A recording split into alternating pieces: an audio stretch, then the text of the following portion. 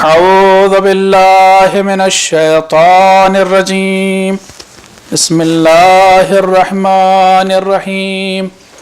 الحمد لله رب العالمين والحمد لله الذي جعل لنا لسانا وشفتين وهدانا النجدين والحمد لله الذي هدانا لهذا وما كنا لنهتدي لولا أن هدانا الله لقد جاءت رسل ربنا بالحق ثم الصلاة والسلام على سلسلة الأنبياء والمرسلين أولها آدم وآخرها خاتم وفي وسطها نوح وإبراهيم وإسماعيل وإسحاق ويعقوب ويوسف ويونس وداود وسليمان وموسى وعيسى لا سيما على أشرفهم وأفضلهم سيدنا ونبينا بالقاسم محمد اللهم صل على محمد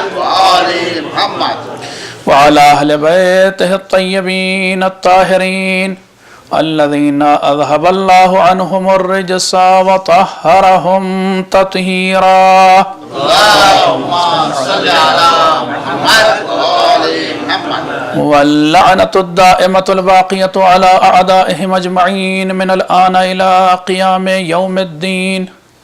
أما بعد فقد قال الله سبحانه تبارك وتعالى في كتابه المبين وهو أصدق الصادقين وقوله الحق. بسم الله الرحمن الرحيم. وجعلناهم أئمة يهدون بأمرنا وأوحينا إليهم فعل الخيرات وإقام الصلاة وإيتاء الزكاة وكانوا لنا عابدين. صلوات پڑھیں. اللهم صل على محمد وآل محمد.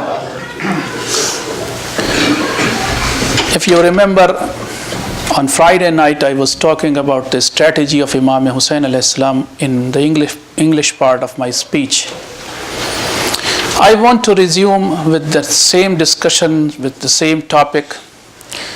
Those who were not present, let me recap for them the 2 points which I told the Friday night. One of them, that Imam Hussain alayhi salam, the first one was that Imam Hussain alayhi salam took a wise decision, a prompt, a fast and swift decision when he was asked to do bay'at of Yazid. Walid, who was the governor in Medina, invited Imam Hussain alayhi salam to the court and said that Yazid has sent this letter and now he is asking for bay'at. The moment Imam Hussain alayhi salam learned this and heard this, he came back and then he said to his family members, get ready to leave Medina. This was a prompt action. Believe me, had he not taken this prompt and quick decision, he would have been killed inside Medina.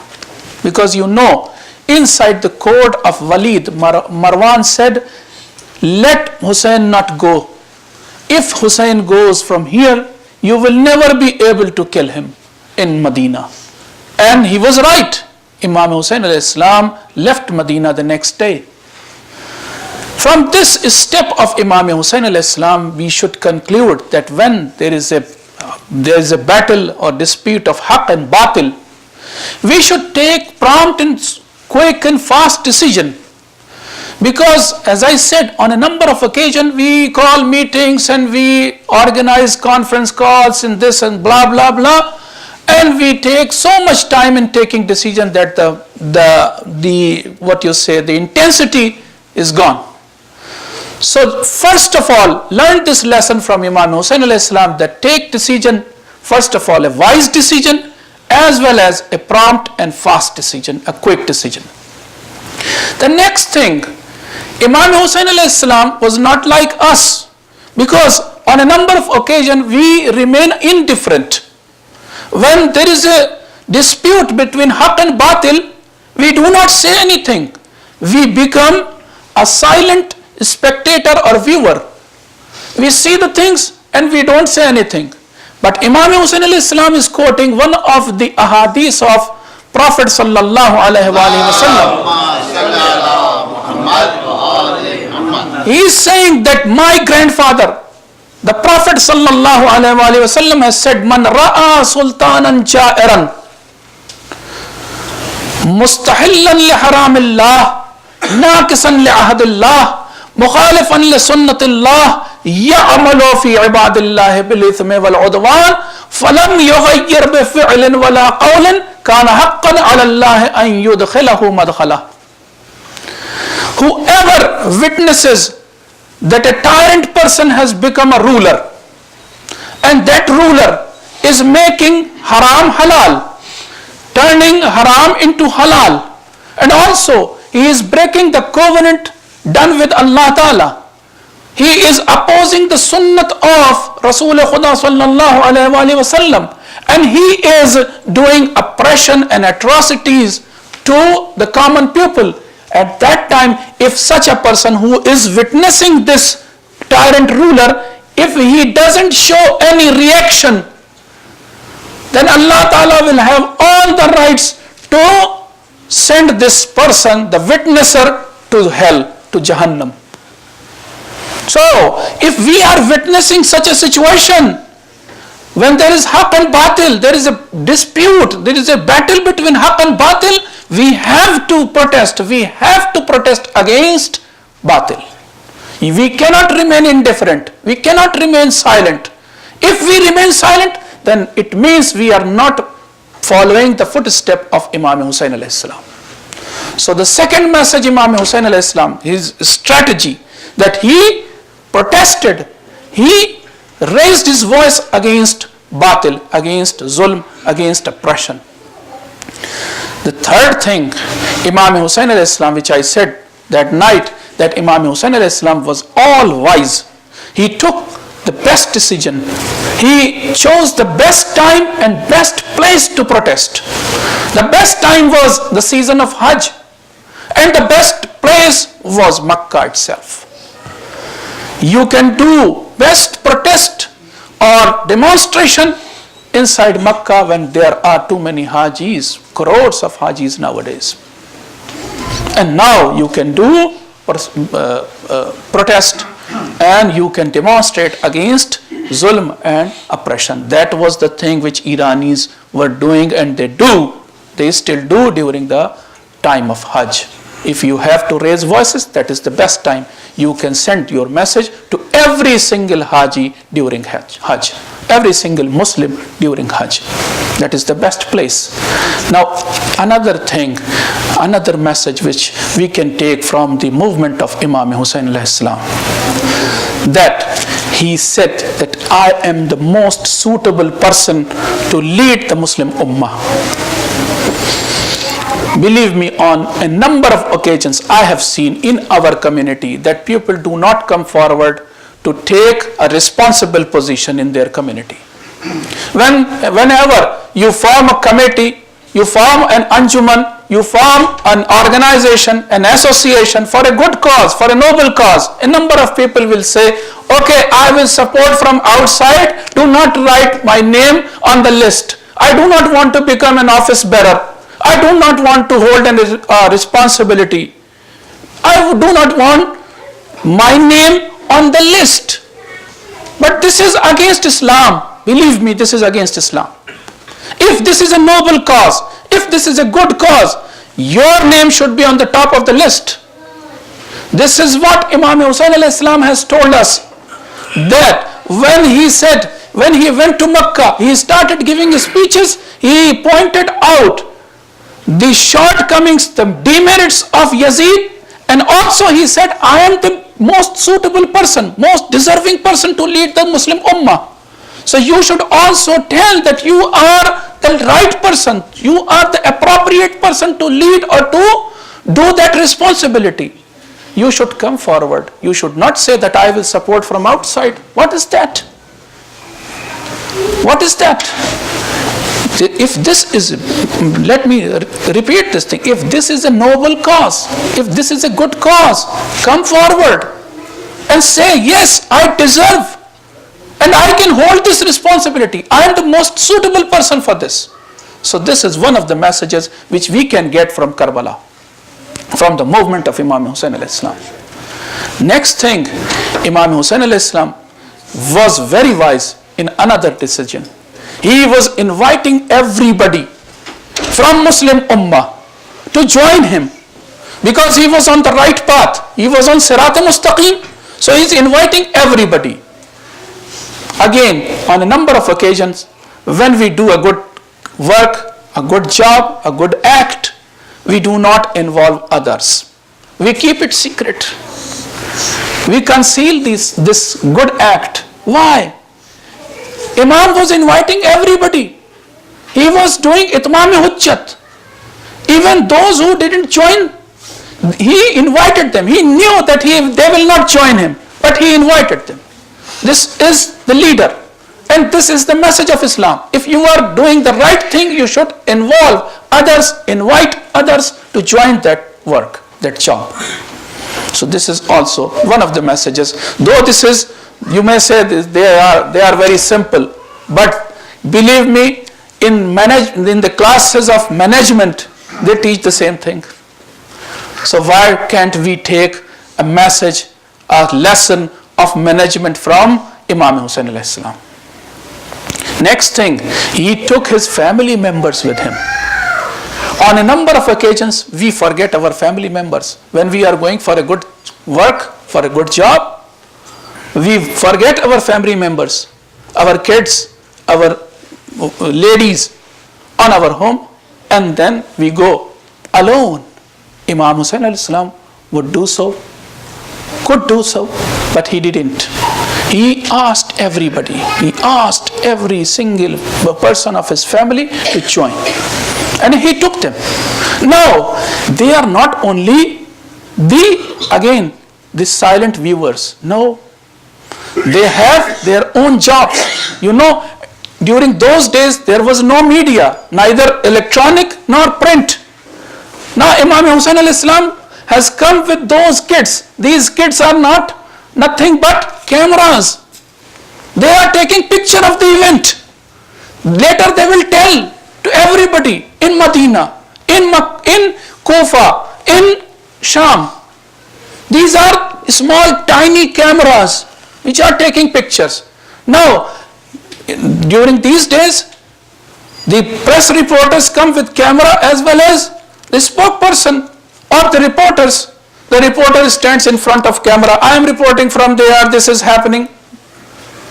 Likewise, Imam Hussain alayhi salam took Hazrat Zainab salamullahi alayha and Imam Zainul Abidin alayhi salam and Bibi Kulsum salamullahi alayha. These were the reporters and those were the cameras. Those kids were the cameras. They were taking the pictures and these were the reporters. Later, the same reporters turned into speakers in Kufa and Sham. So this was the strategy of Imam Hussain alayhi salam. See how he tapped the potential which was found in his family. Nobody could imagine that these kids will relate or tell the story of Karbala later.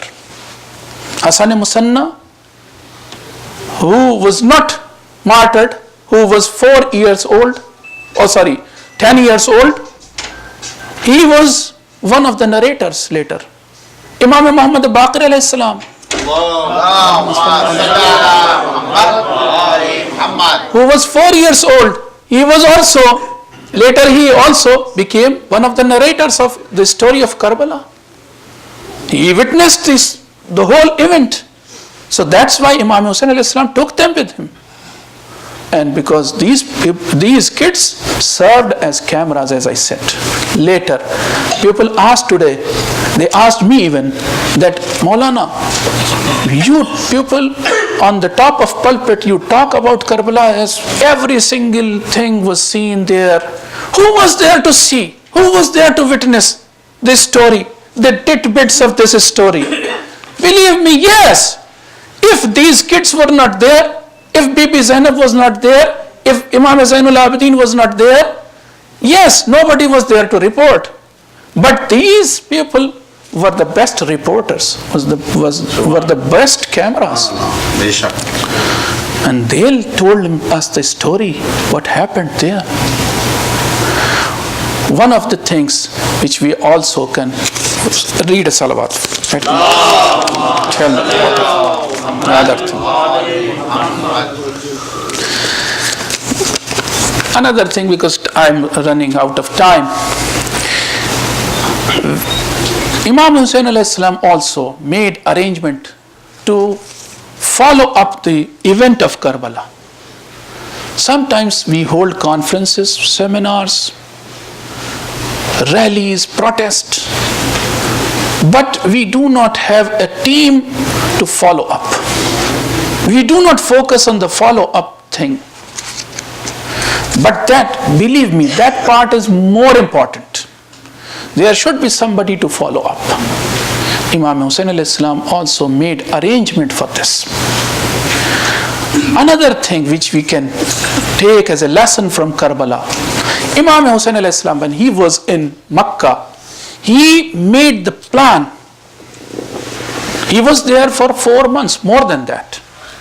He made the plan. You may say that Imam Hussain alayhi salam from day one of his life, from his childhood, he would know that one day I will be killed. Yes, he knew. But what about the small things, the tidbits of Karbala, the fine details of Karbala? Was he aware? Perhaps not. But when he was in Makkah for 4 months, he made a plan.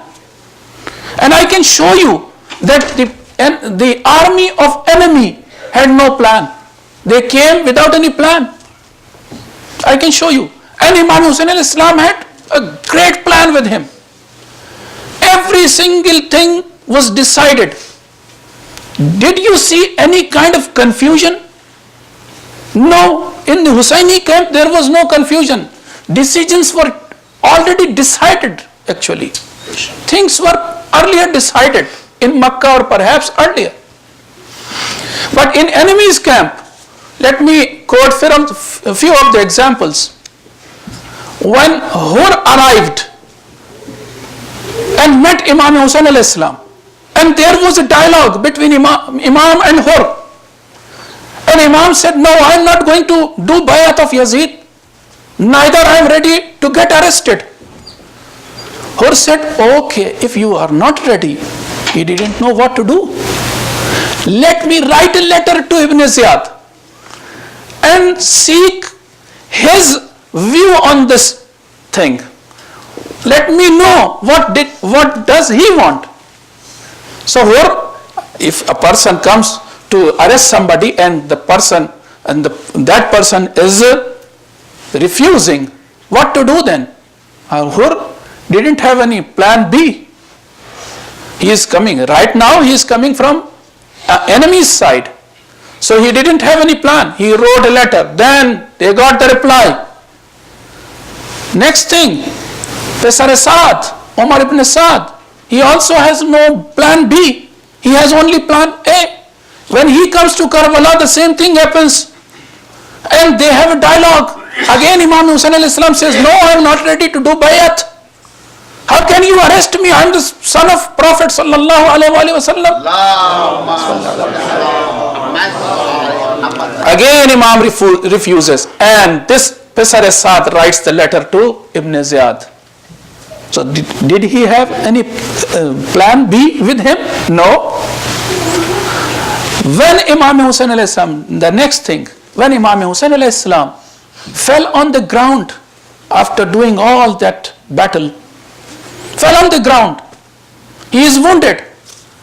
Now, do you have any plan? Let's ask enemy, do you have any plan? They don't have any plan. Nobody knows who is going to kill him, who is going to slay him.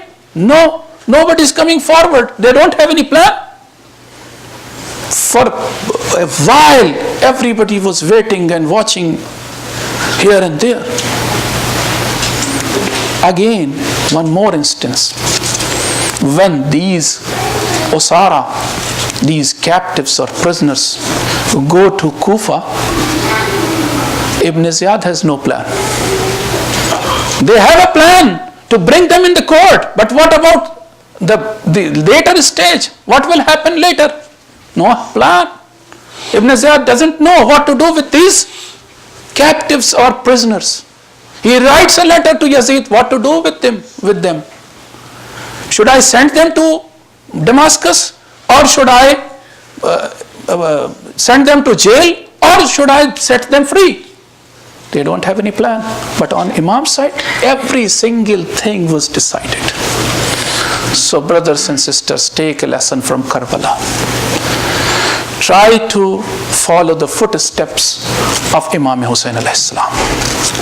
He was the leader, and he is the leader of Muslim Ummah as well as humanity. He has given a number of, perhaps infinite number of lessons to us. Try to read Karbala and try to read between the lines of Karbala. Sallu ala Muhammad.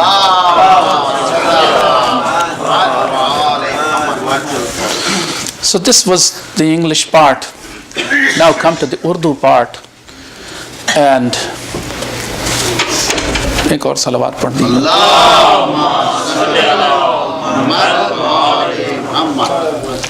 Urdu part میں نے آپ نے غور کیا ہوگا کہ ابھی تک اس آیت کا تو ترجمہ بھی نہیں پڑھا جو میں خطبے میں 3 دن سے پڑھ رہا ہوں. آج وہ موقع آیا کہ میں اس کا ترجمہ پڑھوں, تب آپ کو سمجھ میں آئے کہ یہ آیت کس کے لیے, اور اس آیت کا اصل, ویسے تو بہت مصداق ہیں, لیکن مصداق بارز کون ہے؟ کیا آیت میں ارشاد ہو رہا ہے؟ وَجَعَلْنَاهُمْ أَئِمَّةً. اللہ تعالیٰ کہہ رہا ہے کہ ہم نے انہیں امام بنایا. وَجَعَلْنَاهُمْ أَئِمَّةً, ہم نے انہیں امام بنایا. وَأَوْحَيْنَا إِلَيْهِمْ فِعْلَ الْخَيْرَاتِ, اور ہم نے انہیں نیک کام کرنے کی وحی کی. وَإِقَامَ الصَّلَاةِ, اور ہم نے انہیں نماز کو قائم کرنے کی وحی کی. وَإِيتَاءَ الزَّكَاةِ, اور ہم نے انہیں زکوٰۃ ادا کرنے کی وحی کی. وَكَانُوا لَنَا عَابِدِينَ, یہی وہ ہمارے بندے تھے کہ جو عبادت گزار تھے. اگر زین العابدین کی شان میں یہ آیت عابدین والی نہ ہو تو پھر کس کی شان میں ہوگی؟ پوری لگتا ہے کہ امام کی شان میں اتری. ہم نے انہیں امام بنایا ہے. تم کیا امام بناؤ گے؟ تم کیا طے کرو گے کہ کون امام ہے یا نہیں ہے؟ ہم امام بنانے والے. وَجَعَلْنَاهُمْ أَئِمَّةً. یاد رکھیے گا, اہل سنت سے آپ کا جب بھی کبھی وہ ہوتا ہے تو یہ آیت بھی ان میں سے ایک ہے. جب بھی بحث ہو کہ امام بنانے والا, لیڈر بنانے والا اللہ ہے اسلام میں. وَجَعَلْنَاهُمْ أَئِمَّةً, وہ کہہ رہا کہ ہم نے امام بنایا. تم نہیں امام بناؤ گے, تم نہیں لیڈر بناؤ گے. لیڈر بھی الہی ہوگا, کتاب بھی الہی ہوگی. چلیے آگے چلتے ہیں, اور اب سمجھ میں آئے گا آج کی مجلس میں کہ امام زین العابدین علیہ السلام کے سامنے مشکلات تو آپ نے سن لی, آج ان کے کارنامے سنیے گا کہ کیا کیا انہوں نے. اور جیسا کہ میں نے کہا تھا کہ 3 صحابیوں سے شروع کر کے اور پتہ نہیں کہاں تک پہنچایا کہ جب 5ویں امام علیہ السلام امام بنے ہیں تو ایک بھیڑ تھی, ایک جم غفیر تھا کہ جو 5ویں امام کی طرف بڑھ رہا تھا ان سے مصافحہ کرنے کے لیے, ان کو تعزیت دینے کے لیے اور ان کو مبارکباد دینے کے لیے. کیا کیا اس امام نے؟ کیسے اتنے لوگ اپنے فالوور بنا لیے, اتنی زیادہ تعداد میں چاہنے والے کیسے بنائے؟ ایک صلوات پڑھ دیں آپ حضرات.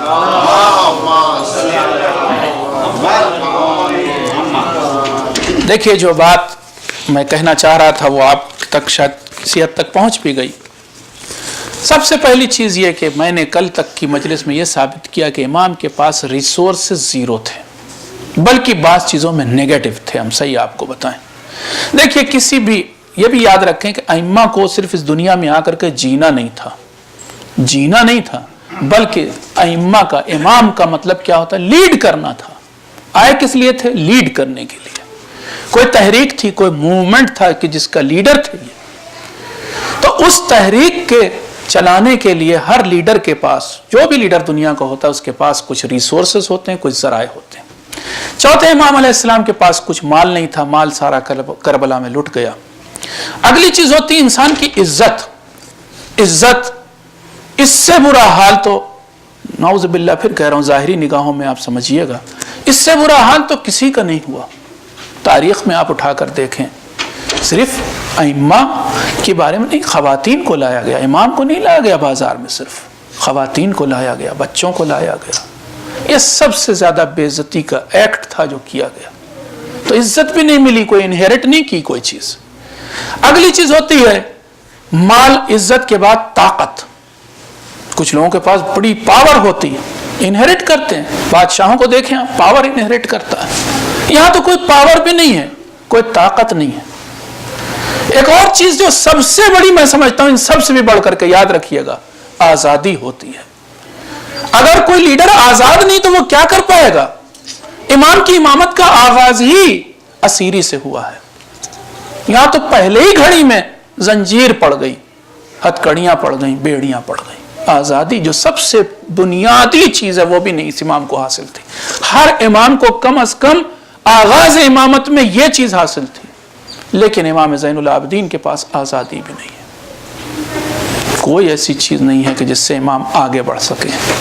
اصحاب کی دنیا آپ کو بتا دیا کہ صحابی بھی صاحب جتنی کریم تھی وہ امام حسین علیہ السلام لے گئے. کریم کیا, جو کچھ تھا لے گئے, سب کچھ لٹا دیا. بلا بلا کر کے جو اچھے وفادار, وہ کوفے میں حبیب ابن مظاہر, ان کو بھی بلا لیا, مسلم ابن اوسجہ کو بھی بلا لیا, اور بہت سو کو تو آپ نام نہیں سنتے ہیں. انس ابن حارث کاہلی, بوڑھے صحابی, سب سے زیادہ بوڑھے صحابی کربلا کے وہی ہیں, ان کو بھی بلا لیا تھا, وہ بھی آ گئے تھے. سب کوئی جو اچھے سے اچھا صحابی تھا, با ایمان وفادار, سب مار دیے گئے. اب امام کے پاس نہ صحابی ہیں, نہ آزادی ہے, نہ مال ہے, نہ عزت ہے, نہ کوئی ایسی کوئی چیز, طاقت ہے. زیرو سے شروع کرنے جا رہے ہیں, بلکہ میں نے کہا نیگیٹو سے, کیونکہ آزادی تو کم سے کم چیز ہوتی ہے. امام مقید ہیں, قید ہے, اور یہاں سے امام کی زندگی کا آغاز ہو رہا ہے, امامت کا آغاز ہو رہا ہے. میں پھر مدینہ کے واقعات نہیں پڑھ رہا ہوں, لیکن کچھ چیزیں ضرور پھر سے, بس اس لیے کہ دیکھیے میں نے کل کہا تھا, ایک جملے میں کہا تھا تھوڑا سا آج, کہ دلاسا دلانے والے ہر موقع پر دوسرے ہوتے ہیں, لیکن یہاں پر تعزیت دینے والا, دلاسا دلانے والا بھی یہی امام ہے, اور رونے والا بھی یہی امام ہے. بڑی مشکل یہ تھی. عجیب بات یہ ہے, ہم لوگ بعض چیزوں کو امیجن نہیں کر پاتے. میں امیجن کرنے کی کوشش کرتا ہوں. جب بچہ روتا ہے آپ کے گھر میں تو آپ سب سے پہلا کام کیا کرتے ہیں؟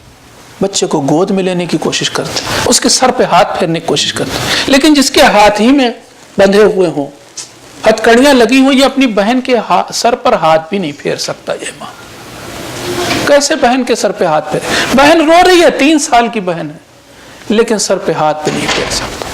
اب یہی دلاسا دے رہا ہے, اور یہی رو بھی رہا ہے. کبھی کوئی بیوی روتی ہوگی تو یہ دلاسا دیتے ہوں گے, کبھی کوئی بچی روتی ہوگی تو دلاسا دیتے ہوں گے, کبھی کوئی بچہ روتا ہوگا تو دلاسا دیتے ہوں گے. لیکن عجیب بات یہ ہے کہ ہر چیز ہاتھ بندھے ہیں, پیر بندھے. میں اس لیے بھی کہہ رہا ہوں, روایات میں موجود ہے کہ جس وقت ابن زیاد کے قید خانے میں ڈالا گیا ہے امام زین العابدین علیہ السلام کو, تو صاف الفاظ میں لکھا ہے کہ اس وقت بھی ہتھکڑی اور بیڑی نہیں کھولی گئی تھی. یہ ہتھکڑی اور بیڑی پہلی بار جا کر یزید کے دربار میں کھلی ہے. اب رو رہے ہیں بچے, کوئی دلاسا دینے والا نہیں, اور دلاسا دینا چاہے یہ امام تو آزاد نہیں ہے.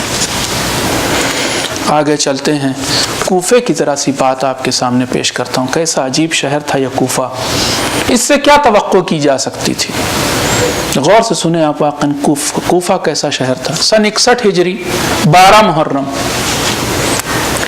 امام حسین علیہ السلام کا سر تشت میں رکھا ہے. تخت پہ کون بیٹھا ہے؟ عبید اللہ ابن زیاد. ابھی تک 5 سال بھی نہیں گزرے تھے, عبید اللہ ابن زیاد کا سر تشت میں رکھا تھا. تخت پہ کون بیٹھا تھا؟ مختار. ابھی 1 سال بھی نہیں گزرا تھا, مختار کا سر تشت میں رکھا تھا, تخت پر بیٹھا تھا مصعب ابن زبیر. ابھی پھر 5 سال سے کم کا عرصہ گزرا تھا, مصعب کا سر تشت میں رکھا تھا, تخت پر عبد الملک ابن مروان بیٹھا تھا. یعنی اس کا مطلب کیا ہوا؟ یہ کوفہ کیسا شہر ہے؟ یہ کسی کے ساتھ وفا کرنے والا شہر نہیں. ہر پارٹی کا آدمی یہاں مار دیا گیا, کسی کے ساتھ وفاداری اس کوفے نے نہیں کی. ثابت تو یہی ہوا. اب اس کوفے میں اگر کسی کو ایک کارواں کو, کہ جو قیدیوں کا کارواں ہو, اس سے گزارا جائے, جس میں مخالف بھی ہیں حامی بھی ہیں, یہ بھی مان لیا میں نے, کیا بیہیو کیا ہوگا, کس طرح بیہیو کیا ہوگا لوگوں نے ان کے ساتھ. بہت ساری چیزیں تاریخ نہیں لکھتی ہے. لیکن آپ امید کیا رکھتے ہیں ان کوفے والوں سے؟ پھر یہاں تک کہ بی بی ام کلثوم کو کہنا پڑا کہ اپنی نظریں نیچی کرو، تم کو پتا نہیں آخر ہم تمہارے اسی کوفے میں تھے، میرا باپ حاکم کوفہ تھا، کہنا پڑا نیچی کرو نظروں کو۔ کیسے لوگ تھے یہ کوفے والے، آنا نہیں چاہیے تھا تماشا دیکھنے کے لیے، لیکن یہاں تو گاجے باجے بج رہے تھے، یہاں تو شور شرابہ تھا، یہاں تو تالیاں بجائی جا رہی تھیں، یہاں تو خوشیاں منائی جا رہی تھیں۔ کیسا شہر تھا عزیزو۔ یہی نہیں، امام زین العابدین علیہ السلام کی چند مشکلات اور آپ کے سامنے پیش کرتا ہوں، بس مشکل کا یہیں پر، پھر اس کے بعد دکھاتا ہوں کہ اس انسان نے کیا کیا۔ لوٹ کے آئے امام مدینے میں، اور مدینے کے حالات، مدینے میں جو انہوں نے باتیں بیان کی وہ موجود ہیں۔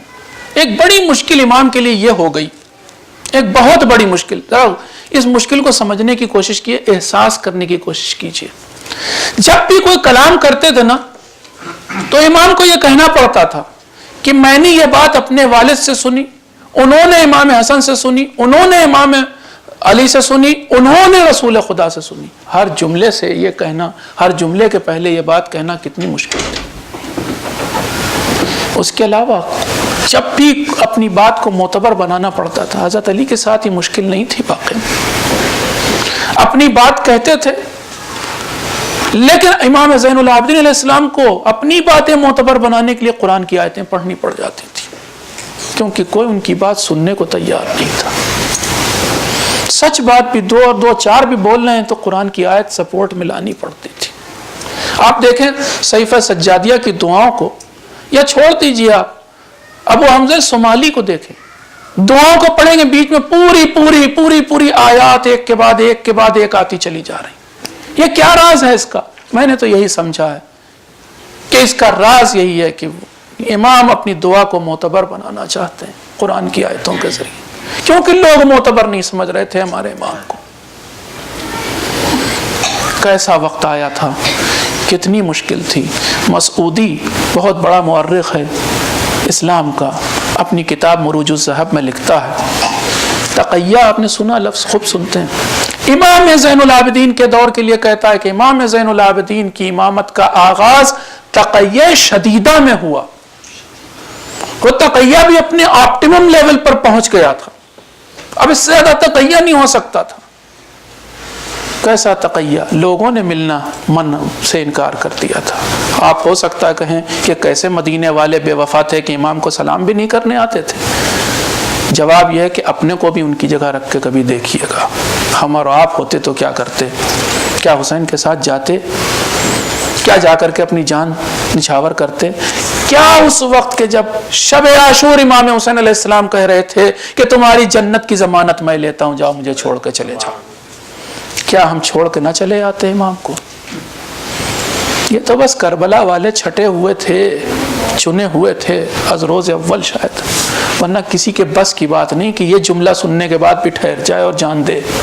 کسی کے بس کی بات نہیں کہ یہ جملہ سننے کے بعد کہے کہ 1000 جانیں بھی آپ کے قدموں پر، اگر اللہ 1000 جانیں دے تو 1000ویں جان بھی آپ کے قدموں پر نچھاور کریں گے۔ یہ ہر ایک کے بس کی بات نہیں۔ مشکلات ہی مشکلات تھیں عزیزوں۔ ایک مشکل یہ تھی کہ امام زین العابدین علیہ السلام سے ہمدردیاں بھی دھیرے دھیرے کم ہو گئی تھیں۔ کیسے کم ہو گئی؟ جب کسی انسان کی موت ہوتی ہے تو اس کا غم تازہ ہوتا ہے، کتنے دن تک لوگ تعزیت دینے آتے ہیں؟ ہفتہ بھر، مہینہ بھر، 40واں ہوا اس کے بعد تو بھول جاتے ہیں۔ یہاں تو امام کے شہادت کو، امام حسین علیہ السلام کی شہادت کو 1 سال، 1.25 سال، 1.5 سال گزر چکا جب سے یہ لوگ مدینے سے گئے، بھول چکے لوگ۔ ہوا تھا کوئی واقعہ، جو ہمدردیاں تھیں وہ بھی اب مزمحل ہو گئی تھی، مدھم پڑ گئی تھی، وہ بھی فیڈ ہو گئی تھی۔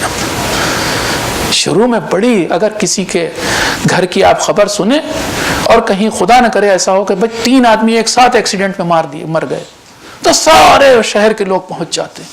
لیکن کیا ہر سال کے ہر روز ایسا کرتے ہیں؟ کیا سال بھر ایسا ہوتا رہتا؟ نہیں، شروع کے 10-5 دن بس۔ یہ انسانی فطرت ہے، امام زین العابدین علیہ السلام سے تو ہمدردیاں بھی کم ہو چکی تھیں. اگر یہی امام پہلے آ جاتا تو شاید ہمدردیاں کچھ ہوتی. لیکن مشکلوں میں ایک مشکل یہ بھی تھی کہ اب بہت دیر ہو چکی. یہ مشکلات تھیں. آئیے میں دکھاؤں اب اس امام کے کمالات، اچیومنٹس، کمالات. دلاسا کوئی دینے والا تھا نہیں تھا، ثابت ہو گیا نا. اصحاب بھی نہیں آتے تھے، سلام کرنے والا بھی کوئی نہیں تھا. تو اب میں آپ سے کہتا ہوں، آپ کریے گا یہ بات، ایکسپیرینس اپنا بتائیے گا مجھے بھی. آپ کربلا کا واقعہ اپنے کسی غیر مسلم دوست کو سنائیے، عیسائی ہو، یہودی ہو، ہندو ہو. کربلا کا واقعہ اس سے کہیں بھائی تم ہمارے پاس 2 دن 3 دن 4 دن آؤ، ہم تمہیں کچھ شہادتیں سناتے ہیں. سنا دیجیے آپ پورا، 1 گھنٹہ روز لیجیے، 3 گھنٹے 4 گھنٹے میں اسے واقعہ سنا دیجیے. اس کے بعد اگر وہ سائیکیٹرسٹ ہو تو اس سے یہ پوچھئے کہ جن لوگوں نے اس واقعے کو وٹنس کیا تھا، اگر ان میں سے کچھ بچے ہوں گے تو ان پر کیا گزری ہوگی. جنہوں نے کٹی پھٹی لاشیں دیکھی ہوں گی، جنہوں نے لاشوں پر گھوڑے دوڑتے دیکھے ہوں گے، جنہوں نے بازار شام میں لوگوں کا شور ہلڑ اور اس کے بیچ میں لوگوں کا طرح طرح سے اذیت دینا دیکھا ہوگا، مذاق اڑانا، بے عزتی کرنا دیکھا ہوگا، ان کے اوپر کیا گزری ہوگی. آپ یقین مانیے وہ سائیکیٹرسٹ کہے گا آپ سے کہ کم از کم ان میں سے جو بچے لوگ ہیں، ان میں سے کچھ گمسم ہو گئے ہوں گے، کچھ کی ہو سکتا ہے بولی ختم ہو گئی ہو، گویائی چلی گئی ہو، کچھ کی میموری لاسٹ ہو گئی ہو، کیونکہ اتنا بڑا واقعہ سانحہ دیکھا ہے. ایسی لاشیں دیکھی ہیں کہ دماغ کام کرنا بند کر دیتا ہے، میموری چلی جاتی لوگوں کی، بولنا بند کر دیتے ہیں لوگ، سکتے میں آ جاتے ہیں. کم از کم اگر وہ کہے گا تو ان میں سے کچھ کو جو ہے نا ضرور ان کا ذہنی توازن خراب ہو جانا چاہیے. ہو جاتا ہے. لیکن وار امام زین العابدین علیہ السلام کہ ہتھ کڑی اور بیڑیوں میں بندھے ہونے کے باوجود کیا دلاسا دیا ہے، کیا تعزیت دی ہے، کیا سہارا دیا ہے. ایک بچہ بھی میں نے تاریخ میں ڈھونڈا پڑھا، ایک خاتون کے بارے میں کوئی گمسم نہیں ہوئی، کسی کی میموری نہیں گئی، کسی کے سلسلے میں نہیں پڑھا کہ اس کا دماغی توازن گڑبڑایا ہو. تو یہ کس نے کنسول کیا، کس نے کنڈول کیا، کس نے تعزیت دی؟ امام زین العابدین. انہی بچوں کو اب بڑا کرنا ہے.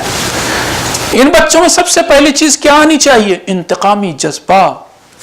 باپ مارا گیا، چچا مارا گیا، بھائی مارا گیا. سب سے پہلے جو بچے بڑے ہو رہے ہیں ان کو انتقامی جذبے کے ساتھ بڑا ہونا چاہیے. لیکن دیکھا آپ نے کسی نے بعد میں کوئی انتقامی جذبہ دکھایا ہو؟ خاص طور سے وہ کہ جو کربلا میں تھے اور لوٹ کے آئے، نہیں، ایک کبھی نہیں سنتے کہ انتقامی جذبہ تھا. عزیزو، پرورش کی جہاں تک بات کی جائے، ان بچوں کی لوٹنے کے بعد اپنے گھر کے نہیں، صرف وہ گھر بھی کہ جو شہداء کے گھر تھے، مدینے کے جو شہداء تھے، جو فیملی ممبرز بھی نہیں تھے، ان کے بھی بچے ہیں، اپنے سارے چچاؤں کے بچے، اپنے بھائیوں کے بچے، کزنز کے بچے، یہ سارے بچے ہیں اور ان کی امام زین العابدین علیہ السلام تربیت کر رہے ہیں. اکیلے. سب ملا کے کہوں، جو بوجھ کل تک 18 بنی ہاشم، جوان بنی ہاشم اپنے کندھوں پہ اٹھاتے تھے نا، وہ اکیلا یہ ہمارا امام اپنے کندھوں پہ اٹھائے ہوئے تھا. سوچئے اس کی ذمہ داری کو، اور پھر دیکھیے اس نے کیا کر دکھایا. اب ان بچوں میں، آپ کے گھر میں 2 بچے ہوتے ہیں، آپ مجھ سے کہتے ہیں مولانا تربیت اولاد کے بارے میں کچھ بتائیے، کچھ پڑھیے، کیسے تربیت کریں. ہمارے گھر میں بھی 2 بچے تو ہم بھی پریشان رہتے ہیں ان کی تربیت کے لیے. اچھا پڑھ جائے، کسی بری صحبت میں نہ پڑے، راہ راست سے نہ بھٹکے، گمراہ نہ ہو، یہ نہ ہو، وہ نہ ہو. امام زین العابدین کے سامنے تو بچے ہی بچے تھے، سب یتیم. لیکن تعریف کی بات یہ ہے کہ تاریخ پڑھیے، آپ کو ایک بچہ نالائق نہیں نظر آئے گا. کیا تربیت کی کہ ایک بچہ بھی نالائق نہیں، اپنے گھر کا بھی نہیں، شہداء کے گھر کا بھی نہیں. ایسی کوئی انتقامی کوئی بعد میں تحریک اٹھی ہوئی ہو، یہ سارے بچے جمع ہو گئے ہوں جوان ہونے کے بعد، 18-20 بچے، 25 بچے کہ صاحب ہم انتقام لیں گے، ایسا کچھ نہیں ہم نے پڑھا، نہ آپ نے پڑھا. ان کو پیسیفائی کرنا، ان کو سمجھانا بجھانا امام زین العابدین کا کام نہیں تو اور کس کا کام. کوئی تھا ہی نہیں وہاں. اور تو اور جو بات ہم اور آپ سوچتے نہیں, اپنے گھر کو چلانا, گھر کے خرچے اٹھانا ہمارے لیے کبھی کیا اکثر موقعوں پر دوبھر ہو جاتا ہے. چند بچوں کو پڑھانا ہے, گھر کا خرچ چلانا ہے, کچھ بہرحال کھائیں گے, کچھ گھر کے اور اخراجات دیں گے, ہمارے لیے ایک گھر چلانا مشکل ہو جاتا ہے. اب روایت پڑھوں آپ کو, معتبر روایات میں لکھا ہے کہ امام زین العابدین مدینے کے 100 گھروں کا خرچہ اٹھائے ہوئے تھے. شاید آپ کو لگے بڑے پیسے والے آدمی تھے, نہیں, پیسہ تو سب لٹ گیا تھا, مال سب لٹ گیا تھا, but he was a believer in the right sense, in the real sense. ہم لوگ بلیور نہیں ہیں. بلیور کون, مومن کون, کہ جو اللہ کے کہے میں بلیو کرتا ہے سچ میں. اللہ نے ایک مثال دی ہے, کون ہے جو اللہ کی راہ میں ایک دے, تو اللہ اسے 100 بالیوں میں, گیہوں کی 100 بالیاں 7 بالیوں میں بدل دے گا, اور ہر بالی میں 100 دانے, تو 1 سے 700 بنتا ہے. اس کے آگے قرآن کہتا ہے واللہ یضاعف لمن یشاء, اور اللہ چاہتا تو اس سے بھی زیادہ بڑھا کے دیتا. امام صدقے میں بلیو کرتے تھے, ہماری آپ کی طرح نہیں. وہ کہتے تھے ابھی دیا, ابھی 700 لیتا ہوں, ابھی 7 لاکھ لوں گا, ابھی 7 کروڑ دوں گا. 100 گھروں کا خرچہ اٹھائے تھے, اپنے گھر کے علاوہ 100 گھر. اور 100 گھر کا پھر بھی ابھی بات پوری نہیں ہوئی. 100 گھر کا خرچہ اٹھائے تھے. یہ 100 گھر کون تھے, اپنے سارے خاندان کے, یا وہ کہ اپنے خاندان اور باہر کے شہداء جو کربلا میں گئے تھے ان کی فیملیز, وہ سب ملا لیں تب بھی 100 نہیں ہوتے, کیونکہ کربلا میں تو 72, وہ بھی سب کے سب مدینے سے تھوڑے نہ تھے, کوفے سے بہت سے آئے تھے. حبیب ابن مظاہر کوفے کے تھے, مسلم ابن اوسجہ کوفے کے تھے, حر کوفے کے تھے, آگے نام گنتے جائیے, زہیر ابن قین کوفے سے تھے. یہ سارے کے سارے اکثریت تو کوفے کی تھی. مدینے کے چند تھے اصحاب, پھر اپنے گھر والے, سب ملائیں گے بہت کریں گے, 30 فیملی ہو جائیں گی. 70 فیملیز کون سی, یا مثلا 60 فیملیز کون سی, 50 فیملیز کون سی, وہ کہ جنہوں نے جب باپ امام زین العابدین کا سب کو پکار رہا تھا کہ آؤ میرے ساتھ کربلا چلو, ساتھ بھی نہیں دیا تھا. یعنی جن لوگوں نے امام حسین کے ساتھ وفا نہیں کی, ان کی فیملیز کا خرچہ اٹھایا تھا ہمارا چوتھا امام. اس کو کہتے ہیں امام, اس کو کہتے ہیں سینہ چوڑا رکھنے والا انسان. کتنا وسیع قلب تھا کہ ہر ایک کے خرچہ, یعنی وہ لوگ کہ جو تمہارا ساتھ بھی نہیں دیتے ان کا بھی خرچہ اٹھاؤ, ان کا بھی گھر چلاؤ. ایک اور چیز آپ کو سناتا ہوں, اس امام کے ایفرٹس. ابھی تو ہم نے آپ سے کہا نا کہ کچھ عرصے میں امام نے اتنے حامی بنا لیے. کیسے بنا لیے حامی, کبھی سوچا آپ نے؟ اس میں سب میں درس ہے. ہاں, یہ سب آپ کو بتا دوں, یہ سب چیزیں میسیجز رکھتی, لیسنس رکھتی. آپ بھی ہم بھی گھر چلا سکتے ہیں. یہ امام نے کر کے دکھایا. امام نے, میں نے بتایا, 0 سے بلکہ نیگیٹو سے شروع کیا تھا اور وہاں تک پہنچے تھے. ہر چیز میں معجزہ نہیں کرتے تھے کہ جادو کی چھڑی لگائی اور وہ پیسہ جو ہے وہ سونا بن گیا یا لوہا سونا بن گیا. نہیں, یہ بھی نہیں کیا. ہر چیز الگ ڈھنگ سے. بس ہم بس یہی کہہ رہے ہیں کہ ایمان اسے وہ کہتے ہیں. آئیے ایک اور چیز دکھاتا ہوں. تمام اماموں میں 12 اماموں کی بات کر رہا ہوں, میں نے جتنا پڑھا اپنے مطالعے کی بنا پر کہہ رہا ہوں. میں نے نہیں پڑھا کہ اس امام سے زیادہ کسی نے غلام خریدے اور آزاد کیے. تاریخ کے مطابق, معتبر تاریخ کے مطابق تقریباً 1 لاکھ غلام خریدے ہیں اور آزاد کیے ہیں. 35 سال کی مدت 1 لاکھ غلام خریدے آزاد کیے. یہ کیسے کیا؟ پیسے روپے خریدنے کے تو بات بعد میں کریں گے. کیوں کیا, کیا کر رہے تھے امام؟ بہت بڑا کام کر رہے تھے شیعت کے لیے. امام نے ہم کو بتایا کہ جب تمہارے فالوورز نہ ہو اور تمہارے پاس یہاں سینے میں علم بھرا ہو, تم لوگوں کو گائیڈ کر سکتے ہو, تو فالوورز بنائے کیسے جاتے ہیں؟ غلام خریدتے تھے. ان کا باقاعدہ لکھا ہے کہ درسگاہ ہوتی تھی گویا, ان کو تعلیم دیتے تھے. ہر غلام سے, کتنے غلاموں سے کام کرائیں گے؟ گھر کے کام نہیں, غلام خرید کے لائے اور اسے پڑھا رہے ہیں, تعلیم دے رہے ہیں. اس کو اسلام سکھایا, مسلمان بنایا, اچھا نیک مسلمان بنایا.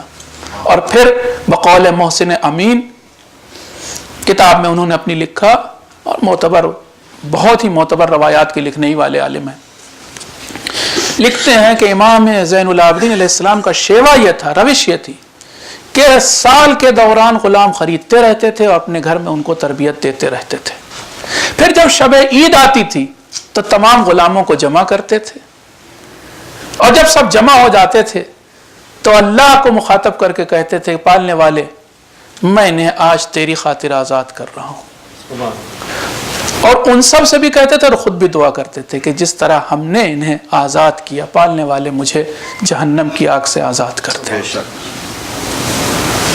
اور پھر اب وہ سارے کے سارے جو آزاد ہوئے غلام یا کنیزیں وہ سب کے سب کیا ہیں؟ یہ مبلغ ہیں، یہ آپ کے میسج کو لے جانے والے ہیں۔ اتنی دور تک پھر امام نے میسج پھیلایا اپنا کہ جب امام محمد باقر علیہ السلام امام بنے تو ایک مجمع تھا کہ جو ان کو امام مانتا ہوا آگے بڑھ رہا تھا، مصافحہ کرنا چاہ رہا تھا۔ ہم کو ہمارے چوتھے امام نے سکھایا کہ جب تمہارے پاس اسٹوڈنٹس نہ ہوں، آج کا الٹا بالکل، شاید دنیا میں قسم سے بتا رہا ہوں دنیا شاید 50 سال بعد یہاں پر پہنچے گی، ابھی تک کیا ہوتا ہے اسٹوڈنٹ سے پیسہ لیا جاتا ہے، فیس لی جاتی ہے اور یونیورسٹی میں اور کالج میں پڑھایا جاتا ہے۔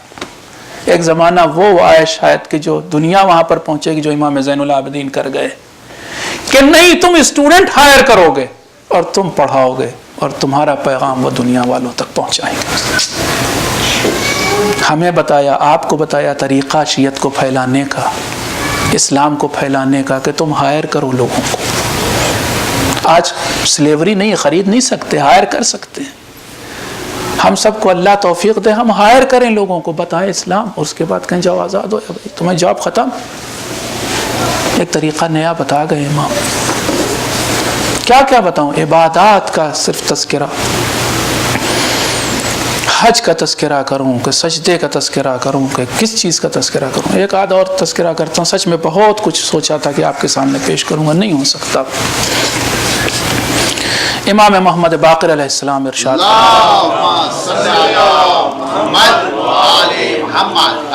سجدے کے سلسلے میں صرف سنے آپ، سجدے کے سلسلے میں امام فرماتے ہیں کہ میرے باپ نے کبھی ایسا نہیں ہوا کہ کوئی نعمت ملی ہو اسے اور اس نے اللہ کے لیے سجدے میں واقعاً سر لٹرلی رکھ نہ دیا ہو، سجدہ کرتے تھے ہر نعمت پر۔ اور ایسا کبھی نہیں ہوا کہ اللہ نے میرے والد کے اوپر سے کوئی خطرہ ٹالا ہو اور میرے والد نے شکر کا سجدہ نہ کیا ہو، اور ایسا کبھی نہیں ہوا کہ اللہ نے دشمن کی کسی سازش کو ناکام کیا ہو اور میرے والد نے شکر کا سجدہ نہ کیا ہو، اور ایسا کبھی نہیں ہوا یہ جو آپ کرتے ہیں نا، یہ امام زین العابدین کی دین ہے کہ جو آپ کرتے ہیں، ایسا کبھی نہیں ہوا کہ میرے باپ نے کوئی نماز ختم کی ہو اور شکر کا سجدہ نہ کیا ہو۔ یہ یاد ہے امام زین العابدین کی، سکھا گئے ہیں وہ ہر موقع پر شکر کا سجدہ، شکر کا سجدہ، شکر کا سجدہ، یہاں تک کہ ذو الصفنات کہلائے۔ باپ رے باپ، ذو الصفنات کا مطلب، صفنات کہتے ہیں اونٹ جب بیٹھتا ہے تو اونٹ کے جو کوہنیاں کہہ لیں آپ ہوتی ہیں اس پر گھٹے پڑ جاتے ہیں، اونٹ کے وزن اتنا ہوتا ہے، گھٹے پڑ جاتے ہیں، تو صفنات اسے کہتے ہیں، گھٹوں کو۔ اور امام کو لقب ملا ذو الصفنات، گھٹوں والا انسان۔ یہاں پر پیشانی پر گھٹا پڑا تھا، ہاتھ دونوں گھٹے ہی گھٹے پڑے تھے، گھٹنوں پہ گھٹا تھا، پاؤں کے انگوٹھوں پہ گھٹا تھا، اتنے سجدے کیے تھے۔ یہاں تک کہ روایات میں لکھا ہے کہ گھٹے کاٹے جاتے تھے، چھری سے کاٹتے، اتنے پڑ جاتے تھے گھٹے، اتنے سجدے کرتے تھے۔ کہاں تک عبادت کا تذکرہ کیا جائے؟ میں بس اتنا سمیٹ کے کہوں، زین العابدین کا لقب پایا امام نے، سید الساجدین کا لقب پایا، کس کے درمیان کبھی آپ نے یہ سوچا؟ جس فہرست میں امیر المومنین کا نام اوپر لکھا ہو، 1000 تکبیریں رات میں کہنے والا انسان، جو مسجد کوفہ کی محراب میں پچھاڑیں کھاتا ہو اور عبادت کرتا ہو، فہرست میں ٹاپ پر اوپر لکھا ہوا ہے بالائے فہرست امیر المومنین کا نام۔ پھر امام حسن ہے کہ جب مسجد کے دروازے پر پہنچتے تھے تو لرزنے لگتے تھے، اور لرزنے لگتے تھے، رنگ پیلا پڑ جاتا تھا، اور اس کے بعد کہتے تھے یا محسن قد اتاک المسیح، اے احسان کرنے والے، ایک گناہگار بندہ آ گیا. اس امام حسین کا نام اس فہرست میں لکھا ہوا ہے کہ جس کے بند میں سے، جس کے جوڑوں میں سے وضو کرتے وقت آوازیں آنے لگتی تھیں، اتنی ہڈیاں کانپتی تھیں. ایسے ایسے عبادت گزار جس فہرست میں لکھے ہوئے ہوں، اس فہرست میں زین العابدین لکھوانا، اپنے کو سید الساجدین لکھوانا کتنا مشکل کام ہے. عابدین کے درمیان زین العابدین، ساجدین کے درمیان سید الساجدین، بہت مشکل کام ہے. لیکن یہ امام ایسا تھا. حج کے ایام کی بات وہی جہاں تک میں لانا چاہتا تھا کہ یہی امام تھا، اس کا ایک کردار تھا، کیریکٹر تھا. کبھی کسی کو اذیت نہیں دی، کبھی کسی پر ظلم نہیں کیا. تو یہاں تک پہنچا کہ بادشاہ وقت کا بھائی ہشام آیا ہے مکے میں حج کرنے کے لیے. امام زین العابدین کی امامت کے کچھ سال گزر چکے ہیں، لوگ چاہنے والے بن چکے، نام لیوا بن چکے، فالوور سب کچھ بن چکے. حج کا موسم ہے، حج کا موقع ہے. ہشام بادشاہ وقت کا بیٹا بھائی، آج کل کے حساب سے کہوں شہزادہ آیا ہے زیارت کرنے کے لیے، حج کرنے کے لیے. آتا ہے پہلے وہ، اور ساتھ ساتھ اس کا عملہ دملہ بھی ساتھ میں ہے، سپاہی ساتھ میں ہے، باڈی گارڈ ساتھ میں ہے، وزیر سب ساتھ میں ہے پورا.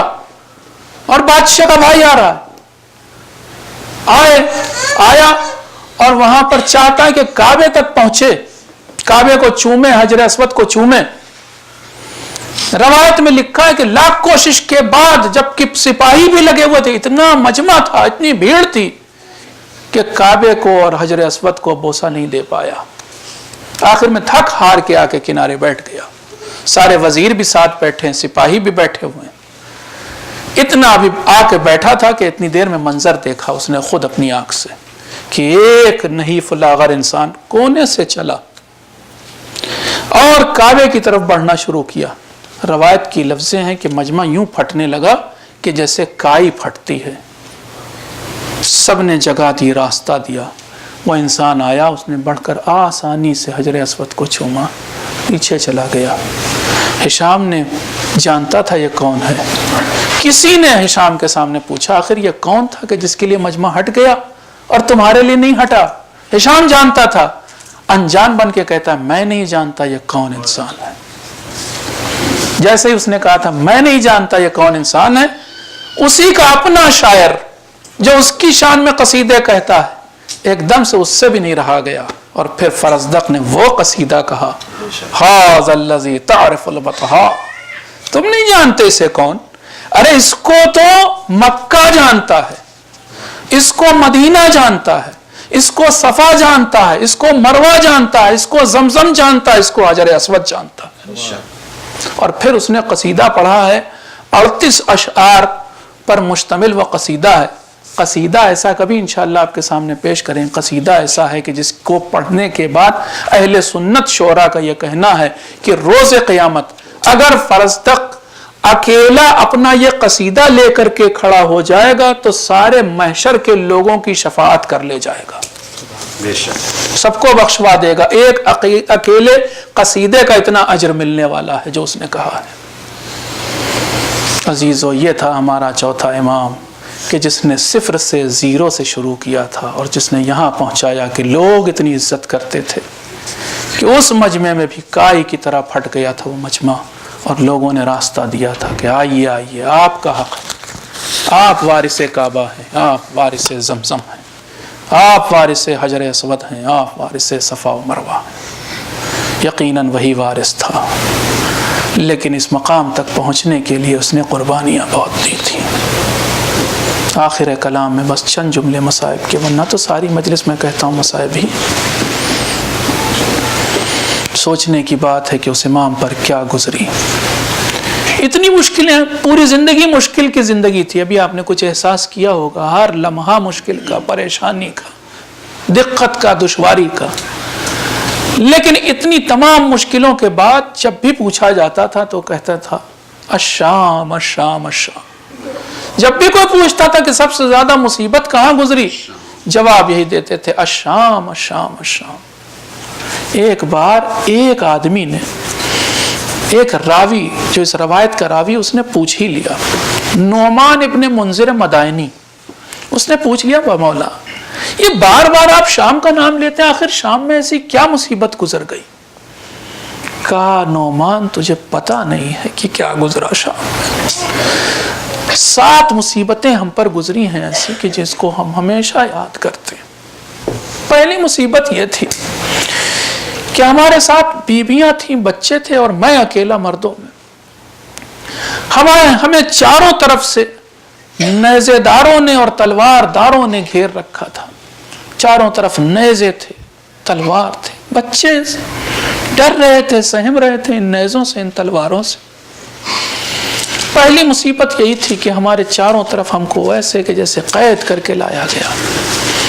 دوسری مصیبت شام میں سنو گے کہ کیا گزری، ارے ان نیزوں پر سر بلند تھے، خالی نیزے تھوڑے نہ تھے، اور جس نیزے پر میرے باپ کا سر تھا اس کو اشقیاء جناب زینب کے ناقے کے پاس لے کے چل رہے تھے، اور جس نیزے پر میرے چچا ابو الفضل العباس کا سر تھا اسے لے کر ام کلثوم کے ناقے کے پاس سے چل رہے تھے، اور جس نیزے پر میرے بھیا علی اکبر کا سر تھا اسے جناب سکینہ کے ناقے کے پاس۔ سنو گے نعمان، ایک اور مصیبت ہماری یہ تھی کہ صبح سے شام تک ہمیں بازاروں میں پھرایا گیا، اور ہر بازار میں ہمارے آگے منادی ندا دیتا چلتا تھا کہ لوگوں جتنا برا سلوک کر سکو ان کے ساتھ کر لو، کیونکہ اسلام میں ان کا کوئی احترام نہیں ہے، باغی ہے۔ پھر جس سے جو بن پڑتا تھا وہ ہمارے ساتھ برا سلوک کرتا تھا۔ اور نعمان سننا چاہو تو سنو، ہمیں یہودیوں اور عیسائیوں کے محلوں میں لے جایا گیا، اور پھر انہیں بتایا گیا کہ اسی انسان کا دادا تھا کہ جس نے خیبر میں تمہارے داداؤں کو قتل کیا تھا۔ اے نعمان، کوئی انسان ان میں سے باقی نہیں بچا جس نے ہم پر پتھر نہ مارا ہو، جس نے ہم پر خس و خاشاک نہ پھینکا ہو۔